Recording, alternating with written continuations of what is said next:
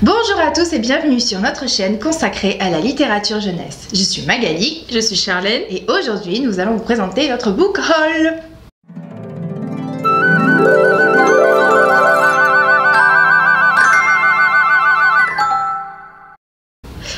On commence notre book haul avec un roman, La lumière dans les combles de Sharon Cameron chez Gallimard Jeunesse. Alors, je ne l'ai pas lu. Non, parce que c'est un book haul, donc tout ce qu'on a là, on n'a pas forcément lu. D'accord sur le principe. Donc c'est une histoire inspirée d'une histoire vraie. Ça se passe durant la Seconde Guerre mondiale. C'est deux sœurs qui cachent 13 juifs dans le grenier, c'est ça, à leurs risques et périls. Ouais, ça va être une super lecture, mais pas facile, je pense. Pas facile, pas évidente. Mais voilà pour le premier. C'est toujours bon ça, à lire. On continue avec notre dernier, enfin un de nos derniers achats romans. Donc c'est, on va essayer de voir, La Cour des Ténèbres, Vampiria, La Cour des Ténèbres, pardon, de Victor Dixon, aux éditions, je ne sais plus qui d'ailleurs, j'ai mis l'étiquette dessus. Peut-être. Attendez, excusez-nous, on cherche l'édition. C'est Rajo.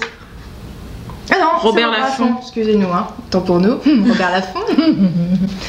Alors, celui-là, nous on l'a pas lu, mais on a une collègue qui l'a lu. On fait un petit coucou à Tania au passage. Qui a bien aimé. Donc, c'est Vampire à la cour de Louis XIV. Donc, du romanesque, du sang, beaucoup de une héroïne badass. Voilà. Donc, apparemment, il est chouette. On vous le conseille. Un autre roman qu'on vous présente, donc c'est La rue qui nous sépare de Célia Samba et c'est chez Hachette.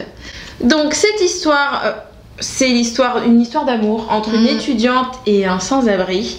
Entre eux, il y a le froid, la société et surtout la rue. Donc on ne l'a pas lu, mais moi je pense que ça va être ma prochaine lecture. J'ai hâte de voir ce qui leur arrive. Ça va être une jolie romance, je pense. Puis c'est pas le genre...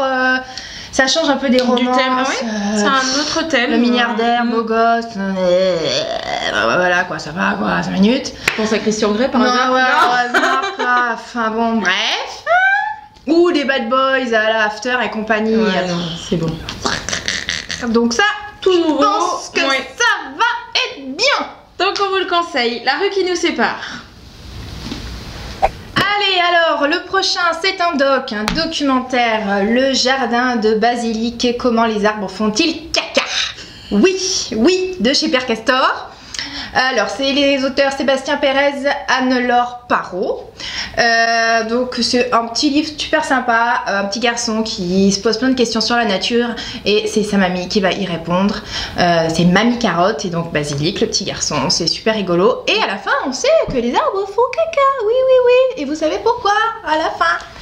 Donc, il y a le petit album avec toute la petite histoire. Et à la fin, il y a un petit glossaire, je sais pas comment on pourrait dire ça, toutes les petites explications. Donc c'est super bien foutu, c'est mignon comme tout, voilà. De belles illustrations. Il y en a plusieurs dans la même collection, donc c'est pas mal. Voilà. Le prochain livre qu'on vous présente, c'est un album, c'est le projet Barnabus des Fan Brothers. J'adore. Et c'est de chez Little Urban. Donc on adore il est trop beau, album, il est trop beau. On l'a lu, on l'a adoré. Comment ne pas tomber amoureuse d'un éléphant souris. Il est trop mignon. Et ça, on l'a aussi présenté sur Instagram. Pour ceux qui ne nous suivent pas encore sur Insta, allez-y. Sur TikTok aussi au passage. Je fais la pub, tant qu'à faire. Ta pub. Voilà. La page pub. Donc on l'avait déjà présenté sur Insta, mais il fallait qu'on vous le montre. Là, on va vous le montrer. C'est une histoire touchante, magnifique. Sur la différence, voilà, les atypismes. On vous montre, voilà, notre petit Barnabus enfermé sous sa cloche. Sous sa petite cloche. Dans le laboratoire des... Le soir, vous nous mettrez sur Plop. C'est comme le petit prince. Mais je sais même pas quelles illustrations vous montrer parce qu'elles sont, elles sont toutes trop belles. Elles sont vraiment trop belles. Voilà. On a envie de le libérer, Barnabus. Petit Barnabus. Donc un superbe album, le projet Barnabus. Alors, je continue avec un autre album, c'est Je peux le faire, le grand livre de la confiance en soi, ah ça j'adore, de Stéphanie Couturier et Églantine Seulement aux éditions Grund. Alors il est super chouette, j'adore les illustrations. Ils sont super jolis. Je sais pas si on voit bien, je sais que quand je me mets trop près, après ça fait un flou, alors c'est pas facile. Il est quand même assez conséquent, hein, il y a du texte, hein, ouais, vous voyez, il y a quand même de la page, du texte, mais il est super joli, j'aime beaucoup. Et donc c'est un petit garçon qui a perdu sa confiance en lui, donc il va tout faire pour la retrouver. Il est super drôle et il est super chouette, et vraiment pour tous les gosses qui échouent, qui sont découragés, ça c'est super chouette, c'est un bon support, on vous le conseille.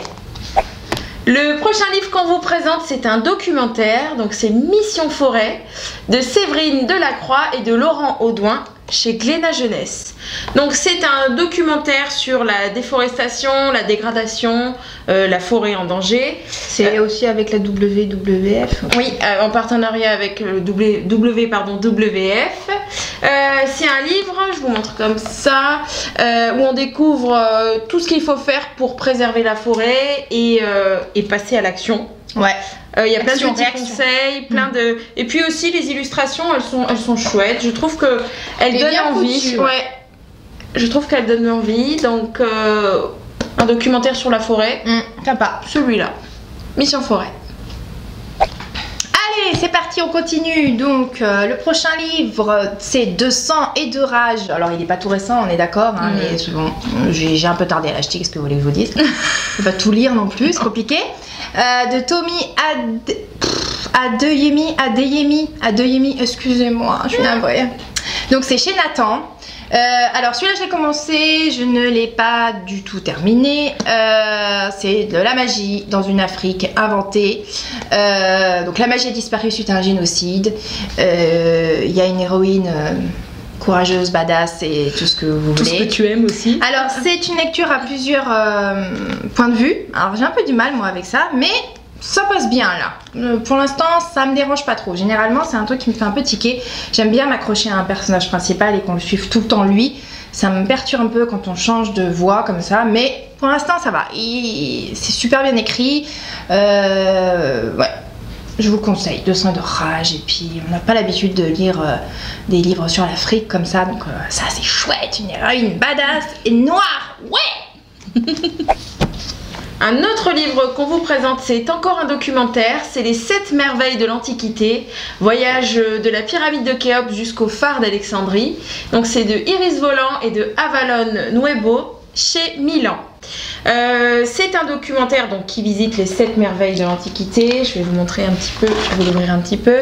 Les mystères de leur construction. Moi que les jardins suspendus de Babylone, ouais. Moi j'aime bien. Comme d'habitude, et j'ai encore bien... il arrive, hein. Donc c'est souvent des illustrations en pleine page avec juste une petite partie de texte, donc on peut en profiter pleinement. Je montre peut-être un peu plus comme ça. C'est super intéressant, c'est chouette. Donc vraiment, celui-là, on l'a bien aimé. On continue donc avec un autre album, c'est Calamity Chat. Trop mignon. Oui. Attendez, je vais dire le nom, hein, bougez pas. De Nicolas O'Byrne. Yes, of course. Je peux pas le dire en français. Byrne. Oh, comment voulez-vous? Comment Hein? D'accord. Voilà. Excusez-nous, hein. Bon, de chez Père Castor. Donc ça c'est un album super rigolo d'un chat qui fait que des bêtises et de sa maîtresse qui le gronde toutes les 2 minutes. Donc forcément les enfants sont morts de rire. Celui-là on l'a testé déjà avec les gosses, ils adorent. Voilà, donc Calamity Chat, un petit album léger, super sympa, super marrant. Allez-y. Le prochain livre qu'on vous présente, c'est un album, Ma peur et moi, de Francesca Sana, édition du Ricochet. Donc c'est l'histoire d'une petite fille qui arrive dans une nouvelle école, dans un nouveau pays même. Pays, ouais. Et elle arrive mais pas toute seule, elle est accompagnée en fait de sa peur. Qui au début est toute petite. Et plus on avance dans l'histoire, et plus elle devient grande. Plus sa peur devient grande et prend une place énorme. Jusqu'au jour où elle rencontre un autre petit garçon qui a aussi cette peur, mais qui a aussi une peur, mais pas celle-là. Nous, on a adoré cet album. C'est une histoire tendre, touchante, qui aborde le thème donc, de la peur du changement, aussi de l'amitié pour le coup. Et je trouve que c'est idéal pour les petits. Oui, quand on change comme ça, quand on déménage, quand on change d'école, ça peut être pareil. Un bon outil, un bon outil pour en parler avec les enfants. Voilà, ma peur et moi. Alors, on termine ce petit book haul avec un manga qui est L'Atelier des sorciers, le tome 1 de Kamom Shirahama, chez Pika Édition. Donc oui, c'est pas un nouveau non plus, j'ai un peu tardé à l'acheter celui-là. Ça fait longtemps que je le vois, je me dis il faut que je l'achète. Bon ben voilà, c'est fait. Regardez comme il est trop beau, j'adore. Et il est aussi beau dedans aussi. Donc celui-là, je l'ai lu, j'attends de lire le tome 2 là, mais bon comme je vous l'ai dit tout à l'heure, je lis plein de trucs en même temps, donc à un moment donné il faut se calmer. Et donc c'est super sympa, on dit souvent que c'est le Harry Potter des mangas, oui un peu, mais bon quand même, c'est un peu différent quand même. Effectivement, c'est une sorcière qui rêve de devenir sorcière mais qui ne peut pas parce qu'elle est humaine et normalement il faut être né sorcier pour être sorcier. Elle découvre par inadvertance qu'en fait elle peut utiliser la magie à l'aide d'un encrier et d'une plume magique, sauf qu'évidemment elle va vouloir essayer, elle fait une bêtise, ça se passe très mal, une catastrophe arrive, je vous dis pas laquelle. Et de là, un sorcier vient la chercher et l'emmène dans son école de sorcellerie pour apprendre la sorcellerie et réparer sa bêtise. Voilà, donc c'est super sympa, je vous le conseille, l'atelier des sorciers. Et voilà, notre book haul est maintenant terminé, on espère que ça vous a plu. En attendant, n'hésitez pas à liker, à commenter et à vous abonner. Abonnez-vous, c'est gratuit. Je le dis à chaque fois, mais il faut le redire, hein. Apparemment ça rentre pas bien.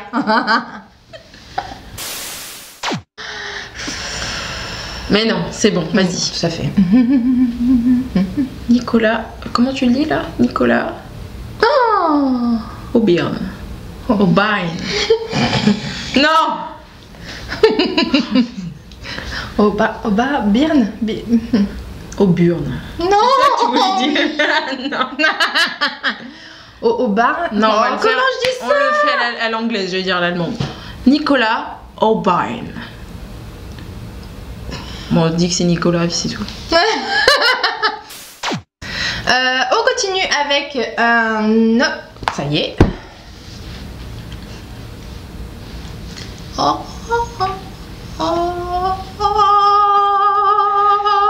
Tu veux chanter l'Ave Maria là? Allez, vas-y.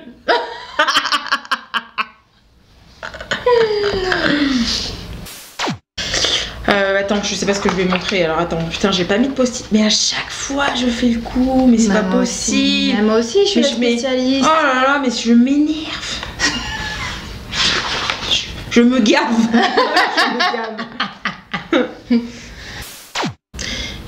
Qui quoi? Se retrouve malgré elle obligée d'entrer dans une école. Non.